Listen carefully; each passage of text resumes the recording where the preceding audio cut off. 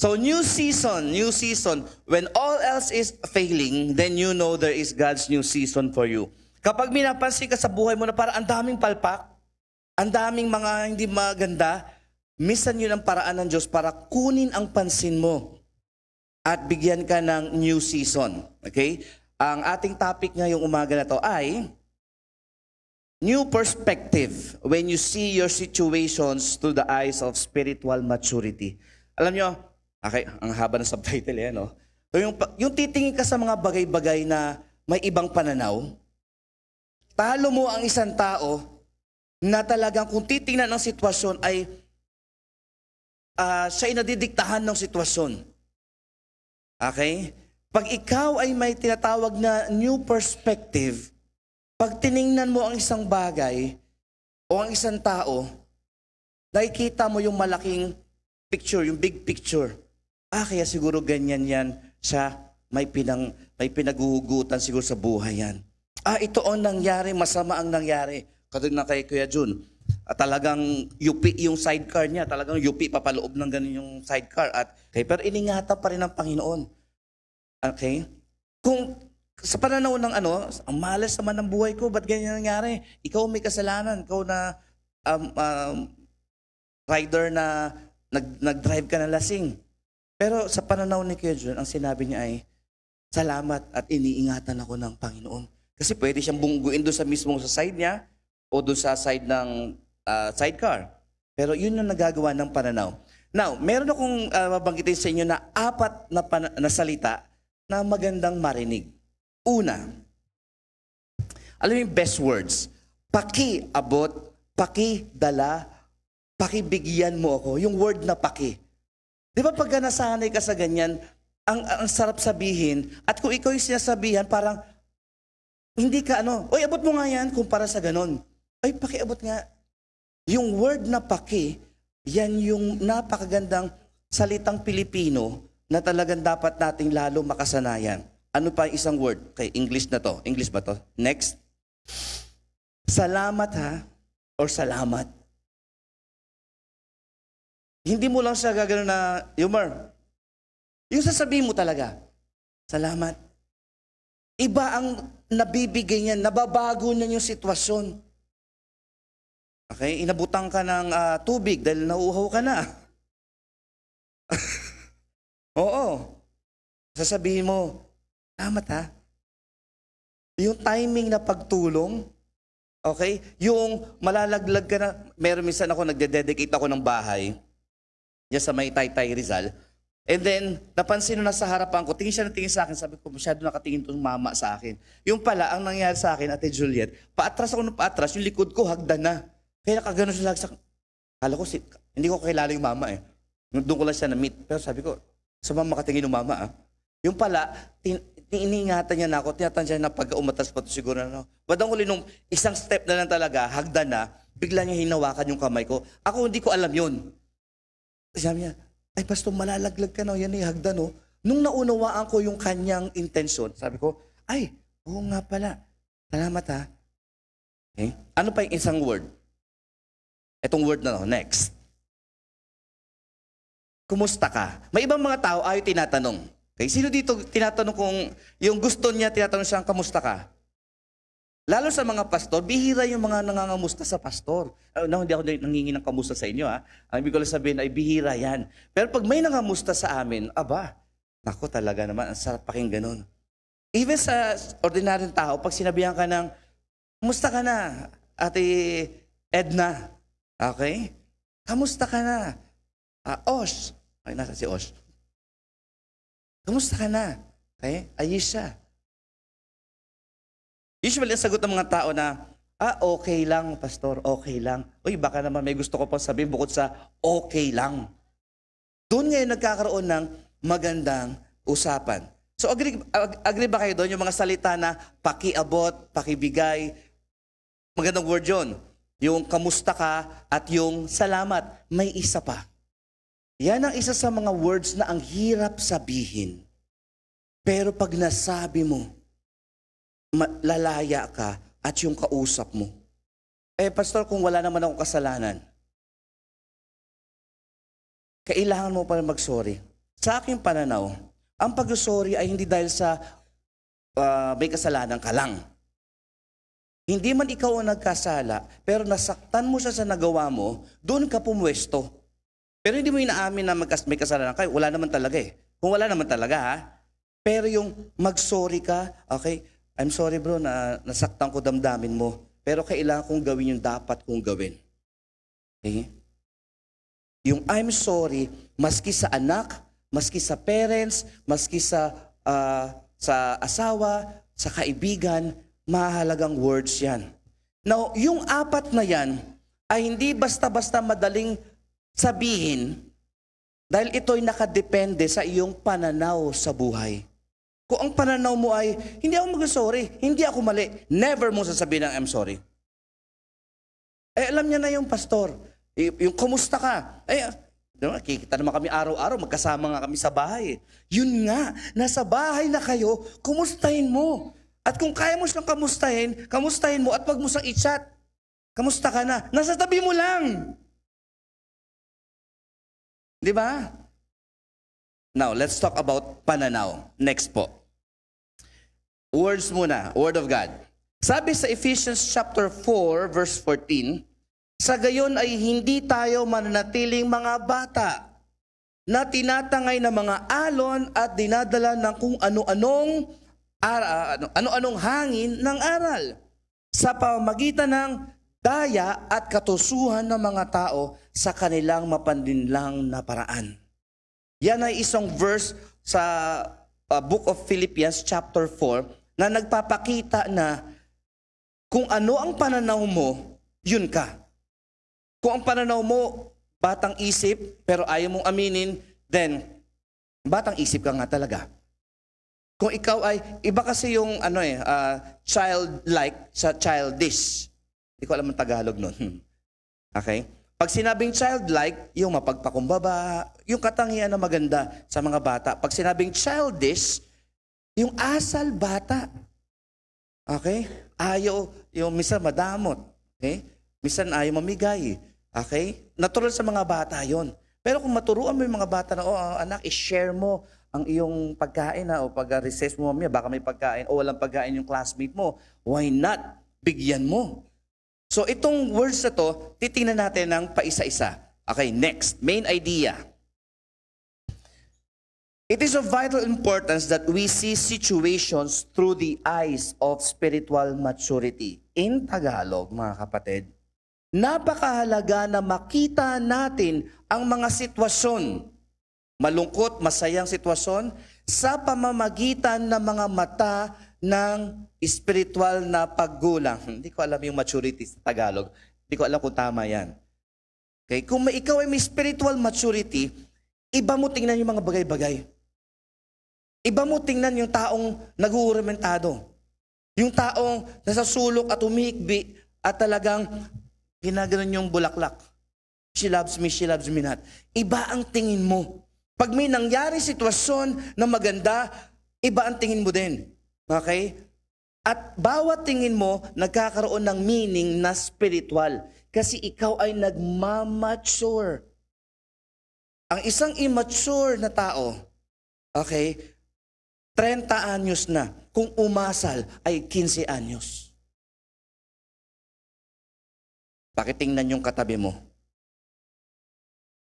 May iba naman, 15 anyos lang kung umasal, parang 30 na. Okay? O, di ba? Di ba may mga ganon?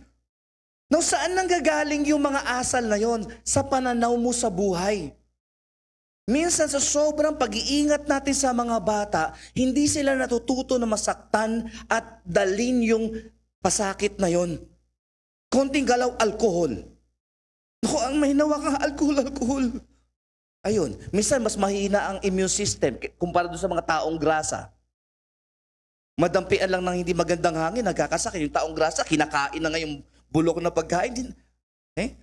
Hindi nagkakasakit. Alam niyo, may mga sitwasyon sa buhay natin, mga kapatid, na hindi natin dapat iwasan at pigilan, kundi alamin mo kung papaano mo harapin. At may kinalaman dyan ang pananaw. Now, next.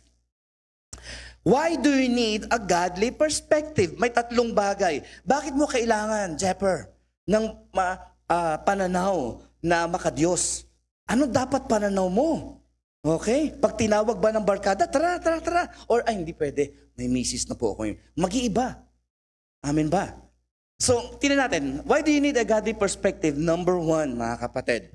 A godly perspective will teach you maturity. In handling your emotions and attitudes properly. Now, ang makadiyos na pananaw ay tuturuan ka na mag-mature at kung papaano mo dadalin yung emosyon mo. Naasar ka. Anong gagawin mo sa asar mo?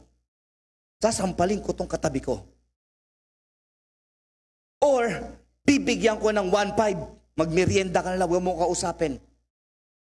Ang sarap maging katabi ng gano'n, no? Okay, nung bata kami, pag may makulit na kasama kami, yung mga teenager, ito piso, maghanap ka ng kausap mo. Pag may nakakaasar na sitwasyon, traffic, okay? At nag-iingat ka, okay? Pero uso ang mga kamote driver. Diba? Alam mo, yung mga kapwa ko motorista, yung mga nagmumotor, stoplight, nakatigil lang ganyan. Nakatitig ka sa stoplight, hindi pwedeng nakawin ang stoplight, lahat nakatingin doon. Walang pwedeng magnakaw. Katingin. Tapos, yung iba na may countdown, di ba? 3, 2, 1. Minsan nasa 3 pa lang, nagbubusinay na sa likod. Ate Juliet, andar na ako. Parang gusto mong gano'n. Minsan, pag yellow naman, bago green, okay, bago mag-green, tapos nag-red na yung kabila, okay, red pa rin kami rito, yung iba andar na rin agad. Tapos, yung nasa likod ko, hindi ako andar. Yung sa likod ko, bubusinahan ka. Anong gagawin mo sa mga nakakaasar na sitwasyon na yun? Okay, minsan yung katabi ko, hindi na nakatiis. Sumigaw, sabi niya, marunong ka ba tumingin ng stoplight? Okay, salamat po kuya. Okay? Anong gagawin mo? Anong reaction mo? Ano ang gagawin mo kapag masaya ang sitwasyon, nakakalungkot ang sitwasyon, nakakaasar ang sitwasyon? Kapag may pananaw ka na makadiyos, hindi ka patola. Hello? Hello? Hindi ka patola, hindi ka patol ng patol. Sa sobrang kapapatol mo, nawala ka na sa huwisyo. Diba? Tayo, kailangan rin ang lahat ng kapayapaan sa isip para magawa mo yung kalooban ng Diyos. Kung patol ka ng patol sa mga sitwasyon, mawawala ka sa kalooban ng Diyos. Palpak ka na, nagkasala ka na, ngayon babawi ka, gaano ba katagal, Jen? Bumawi doon sa kapalpakan. Sa hindi mo na-handle ang sitwasyon. Kahit na minsan mag-sorry ka na, which is good, pero nagawa mo na eh. Parang ganito yan. Kung ako ay may ketchup, at yan, kami ni Jonah, may hilig kami mangolekta ng mga ketchup sa fast food. Marami kaming humingi, pero karamihan doon iuwi namin. Okay, baka alam na nung na-booking na tayo. Okay. Paki-camerahin nga si Jonah para kilala na rin si Jonah bukod sa akin. Okay? Dadali mo yun, di ba? Now, balik din sa ketchup. Pag ang ketchup na yun na nasa sachet, ilagay mo sa plato mo or somewhere, madali bang ibalik? Madaling punitin, madaling pisilin, at palabasin yung ketchup. Tama. Pero itry mong ibalik. Ang husay mo pag nagawa mo yan. Sisip-sipin mo, bahala ka na. Ang hirap. Minsan, ang words ay ganun. Pag nasabi mo na, kahit mag-sorry ka, much better, pero nasabi mo na, nasaktan na yung tao. Anong pananaw mo? No, ikaw naman ngayon, siyempre, makukondemn ka, lalo kung Christian ka, makukonvict ka. Ang hirap bumawi. So para hindi ka na bumawi, huwag ka nang pumatol. Diba? So that we may no longer be children. Mga kapatid, you need to mature sa bilang Kristiyano. Kung ikaw ay may Kristiyano, mag-mature ka na. At alam niyo ang best na basihan ng maturity na isang Christian? Ito, yung fruit of the Holy Spirit. Love, joy, peace, patience, kindness, goodness, faithfulness, gentleness, and salamat ha. Ayun.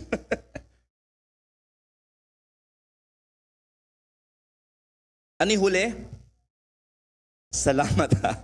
Self-control. Gusto mong sukatin ang spiritual maturity mo? Pag may sitwasyon na kaasal, may patience ka ba? Pastor, lakas. Talagang hindi na nag-isip. Sagot agad. Then good for you. Paano kung ikaw isang Kristiyano? Pastor, bakit bro? Bakit kung aligaga ka? Nalaglag ang prutas ng Espiritu kanina? 10 ang nalaglag. Uy, siyam lang yun 10. Oo. Pastor, yung patience, wala eh. Yung gentleness, wala eh. Violente ako kanina. Diba? Love, joy. Iba yung joy sa happiness Ang happiness ay Freddy Aguilar yan. Tawanan mo ang iyong problema. Okay? Yan yung happiness. Ang joy ay yung hindi magandang sitwasyon at hindi mo sinasabing, okay, magandang sitwasyon. Hindi, tanging talaga sitwasyon. Pero dahil may joy ka, hindi ka madaling maapektuhan. Amen ba? Amen ba, Jenny? Yan ang joy, okay? Pakita mo nga itsurang joy sa iyong katabi. Okay, yan. Yan ang joy, dishwashing. Fruit of the Holy Spirit. Hindi yung akaya kong bumuhay ng patay. Ako, dramatic yung mga gifts na yan. Talagang okay na okay sa akin. Naniniwala pa rin ako sa miracles, signs, and wonders. Pero ano ang pakinabang na miracles, signs, and wonders kung wala kang fruit of the Holy Spirit at hindi makita sa'yo? Ano ang kaayusan ng mga bagay-bagay kung walang love, joy, peace, patience, kindness, etc.? Ano ang buhay Kristiyano na walang gentleness, walang self-control? Parang isang tao yan na binautismuhan nung after ilang linggo, nang bugbog naman, nanuntok pa rin. Bakit ka nanuntok? Bro, ka-water baptize mo lang last week. Ay pastor, nakalimutan natin ilubog ang kamay ko. Na hanggang dito lang lumubog yung tubig eh. Hindi na born again ito. Ganon ba tayo? Of course, hindi naman siguro. Kaya hindi ko sinasabing perfect na tayo. Ang ibig ko lang sabihin ay nagpo-progress ka. Number 2, mga kapatid. A godly perspective will inspire you to pursue. Yung habulin ang alin? Spiritual maturity and stability. Kapag may tama kang pananaw, hindi ka tatama rin sa mga bagay-bagay na pwede magpalago sa'yo spiritually. Amen? Hindi ka kontento na walang Bible study. At kung may Bible study ka, dapat may Bible study ka rin. Diba? Tinuturuan ako ng salita ng Diyos, magtuturo din ako. Tingnan nyo, by human cunning, craftiness, and deceitful schemes, sa pananaw ni Pablo, pag nakikita niya yung church, oy, mga church members, Ephesian Church, huwag kayong basta-basta pumatol sa mga false teachings dyan, kahit na tunog maganda at half-truth naman. Parang maganda naman, pastor, sinasabi niya, maka-Diyos naman. Pero kailangan mo pa rin tingnan. Ito ang pamantayan naman dyan. When it comes sa mga teachings, una, ito ba ay makasarili? Pag makasarili, cross out na agad dyan. Hindi mula yan sa Lord. Amen ba? Hindi yan mula sa Lord. Will inspire you to pursue spiritual maturity and stability. Alam mo yun yung hindi ka Kristiyanong lulubog lilitaw. May problema ka, pero lagi kang lumilitaw. Okay? Even if the problem, whatever the problem is, you face the problem, even if the problem, whatever. Yung example na lang, sa ministry, Minsan kapag may time na tinatamad kang gawin yung gagawin mo eh. Okay? Ewan ko lang sa inyo pero may mga times mga kapatid na nakakaramdam ako na tinatamad ako. Kung maging honest ako sa inyo At minsan mag-iisip ako ng dahilan na ano kayang dahilan gagawin ko. Pero pag i-check ko talaga, Lord, ako ba'y tinatamad lang o talagang may dahilan talaga to? At pag sabihin ng Holy Spirit, hindi, tinatamad ka lang. Okay. Gagawa ko ng paraan yun. Lalabanan ko yung katamaran ko. Nakakaramdam pa rin ako. Bilang tao, nakakaramdam pa rin ako ng pagkatamad. Naasar din ako. May feelings ako. Parang tayong lahat. Pero ang tanong doon, kapag may pananaw ka na makadiyos, yung feelings mo, dadalhin mo sa pamantayan ng Diyos. Ako ba ay makasarili? Ito bang gagawin ko ay makasarili? Ay, hindi mo na ako attend. Total, wala naman akong assignment. Ano yon? Hindi muna ako, kunyari ako hindi ko muna iba-Bible study ng 1 linggo yung mga kapatid, tinatamad ako papahinga muna ako. Okay, makasarili. No, may isa pang pamantayan, makatao. Yung gagawin mo ng kabutihan yung tao, pero two things. It's either na, kasi may pakinabang ako sa'yo, kaya gagawin kita ng mabuti. Gagawin kita ng mabuti para iboto mo ako. Pero paano kung hindi kita iboboto? Okay? Gagawa mo pa rin kaya ako ng mabuti? Gagawa ako ng mabuti kasi tulay kita dun sa crush kong kapitbahay natin. Well, swak lang. Okay lang. At napansin ko dati nung kabataan namin, madalas akong gawing tulay ng mga kaibigan ko. Sabi niya, tutor, kaibigan mo yung kabarkada natin, yung malapit ka sa kanila. Pwede bang ikaw? Sabi ko, pambira, ang dami ko nang... Sino bang... Ikaw, may gusto ka sa kanya. Ikaw, may gusto ka. Tatlo kayo. Sino itutuloy ko sa inyo? Sabay-sabihin mo na. Sabi ko, ang hirap niyan. Sino i-build up ko? Sino sisiraan ko? Diba?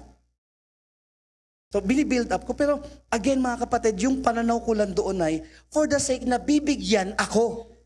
Pero hindi ko naman talaga gustong gawin. Diba? Parang sa ministry din. Pag ginagawa ko ang ministry, dahil tumatanggap ako ng love gift, then wag na lang. Magtrabaho na lang ako. Mali ang pananaw ko, total wala akong trabaho makuha, mag-ministry na lang ako. Maling pananaw. O ikaw, matalino ka sa, anak ko, ikaw ay matalino sa math, mag-engineer ka. Ikaw, anak, science, matalino ka rin, mag-scientist ka. Anak, medyo bio-bio ka, mag-pastor ka na lang, ha? Bakit last option lagi ang paglilingkod sa Panginoon? Diba? I was invited. Tinanong lang ako. Hindi pa sure. May isang humingi sa akin ng resume ko, ng CV. Ay sabi ko, sis, para saan? Ay, itong school na ganito, isang state college, mag-speak sa mga freshmen. Sabi niya, Pastor, papasa ko ang resume mo, tingnan natin kung makakapasa ka. Ay sabi ko, kinakabahan naman ako. Pero pumasa o hindi, sige lang. Sige, itong resume ko. Nung chinek ko ang resume ko, doon ko na-realize na, I've been serving the Lord for the past 30 years ng buhay ko. Okay? As full-time, Almost 30 years. So more than half ng 49 years ko na buhay ay sa paglilingkod. Napaisip ako. Sabi ko, yung palang purpose ni Lord, ba't ako binigyan ng invitation na ipakita yung resume ko para i-check ko rin sarili ko. Lord, ako ba ay nag-serve pa rin sa'yo ng talagang may dedication? Lord, napipilitan na lang ba ako? Lord, magtrabaho na lang kaya ako. May mga secular jobs na pwede na makipapaano. Chinik ko ang sarili ko. This was just last Tuesday or Wednesday, Chinik ko. Dali. Tama pa ba? Tama ba ang motivation ko? Okay? Kasi, in good or hard times, kung ano ang ministry, especially sa pastoring, medyo demanding yan. Pero alam niyo, nagpapasaya sa paggawa ng ministry as a pastor, pag may mga kapatiran na excited umattend pag Sunday. Salamat sa isa pong pumalakpak. Pag may mga umaattend na mga kapatiran na, wow, attend kami, pastor, isa yon. Okay? At yung eager sa pag-attend sa Bible study, or kaya mahilig magtanong ng kung ano-anong tanong, mag-PM lang dyan, o kaya katulad ng isang kapatid natin, padala sa akin ng mga reels, what can you say? Aba talaga naman, puro ganun. So, may ginagawa ako. Sige, tingnan ko nga saglit ito. Pag minsan nagustuhan ko, anyway, sinasagot ko pa rin. So, ang sarap mag-serve sa Panginoon. Kung akong tatanungin nyo, yung pag-check ko sa sarili ko, sabi ko, Lord, sige Lord, wala akong dahilan. Lord, i-check mo ko. Yung pakikitungo ko sa tao, yung sa iyo, lalo na sa ministry, yung pinapagawa mo, kulang man ang mga bagay-bagay, pero Lord, i-check mo ko ngayon. At yung checking ng Diyos sa akin ay may mga ibang parts na talagang parang, mag-asawang sampal ka kay Lord, may time naman na tatapikin ni Lord ang balikat mo. May time naman na talagang bibigyan ka ng guidance at somebody ma-inspire ka or inner belief na bibigyan ka ng maturity. Kaya, how do you deal with you, with yourself, your Bible, at your small group? Dito mga kapatid, para mabuo ang spiritual maturity mo, okay, o godly perspective mo, dapat magkaroon ka ng goal na, okay, kailangan kong by this time, ito na ang aking spiritual maturity. Kung ikaw ay 10 years ng Christian, 10 years na rin ba ang iyong spiritual maturity? Halimbawa, sabi ko rin na, may mga taong 30 years old na, pero ang pananaw sa buhay, 15 anyos. Or iba naman, 15 anyos. Pero makikita mo nakikipag-usap sa mga mas ahead sa kanya. Dahil may ini-aim siya eh. So spiritually speaking, sa iyong edad ngayon bilang Christian, match ba yung edad mo in the Lord doon sa spiritual maturity mo? If not, mga kapatid, then walang condemnation. Pasiyasa tayo sa Panginoon. Lord, sana ba ako dapat by this time? Okay? Sana ba ako dapat sa panahon na ito? Ano ba dapat na ginagawa ko? God is opening up ng mga churches, mga kapatid. Kung UVCC pag-uusapan, Bulacan, may nag-aantay sa Pampanga, meron sa Rizal, at hanggang Taytay na ngayon, ka-open lang ng Bible study natin sa Taytay. Okay? Kaya kahapon, kagabi pagod na pagod talaga ako eh. Kasi from bahay to Taytay, Rizal, tapos punta kami ng bahay, punta kami ng Maykuwain, Bulacan, punta kami ng Balintawak, at uwi kami. Ang una, ang plano na namin ng misis ko, doon lang kasama sa Taytay. Bandang uli, sama ka ba? Sama ka ba? Bandang uli, kasama ko siya hanggang Maykuwain, Bulacan. Nag-open din ng kids na Bible study doon sa Bulacan. Praise the Lord. At napunta ng... palakpakan natin ng malakas ang Panginoon. For us bilang mag-asawa, yun yung saya namin. Number 3, a godly perspective will protect you from deceit and confusion. Iyon. Wow. Halos nasabi ko na yan, mga kapatid. Pero to end our discussion, ang gusto ng Panginoon ay win-win situation. Pag sinusunod mo ang Diyos, napaparangalan ang Diyos. Amen? Kuya RC? Ulitin ko pag sinusunod mo ang Diyos, napaparangalan ang Diyos. Tama. Pero pag sinusunod mo rin ang Diyos, pinagpapala ka rin ng Diyos. Well, brethren, listen very carefully, mga kapatid. Sure na sure ako dyan. Pag sinusuway mo ang Diyos dahil mali ang pananaw mo, hindi mo napaparangalan ang Diyos. Malungkot ang Diyos, pero may ibang nakangiti. Pag hindi ka sumusunod sa Diyos, hindi napaparangalan ang Diyos, at ikaw, imbis na pagpapala, ay imbis na pagpapala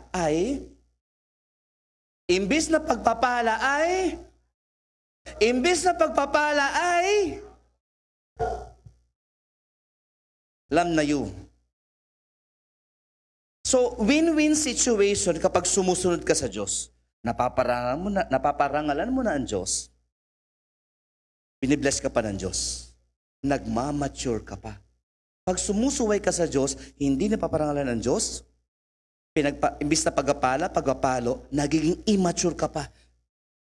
Sa isa, win-win-win situation. Doon sa isa ay lose situation. Alam mo na.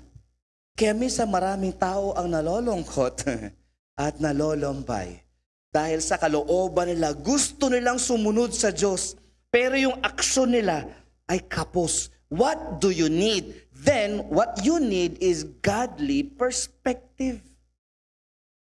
Pag ikaw ay nagbibigay, hindi ka nawawalan.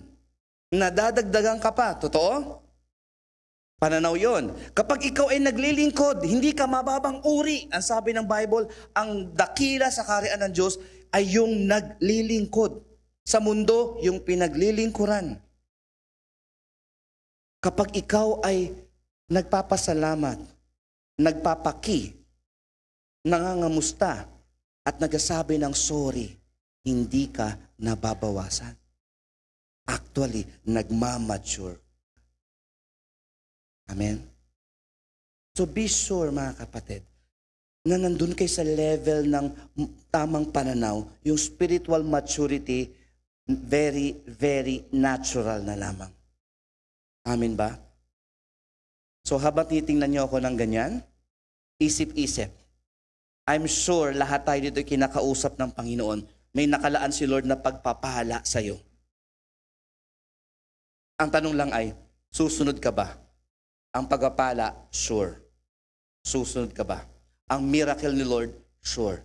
Susunod ka ba? Mag-overthink ka ba? Magdududa ka ba sa kapangyarihan ng Diyos? Katulad ng prayer ni Jen kanina. O sasabihin natin, Lord, hindi Lord, ako ay magtitiwala sa'yo. Ako ay maniniwala sa'yo. Ako ay sasamba sa'yo. Ako ay maglilingkod sa'yo. Ako ay lalago para sa'yo at sa pamamagitan mo. Amen ba? Tingnan mo ang katabi mo.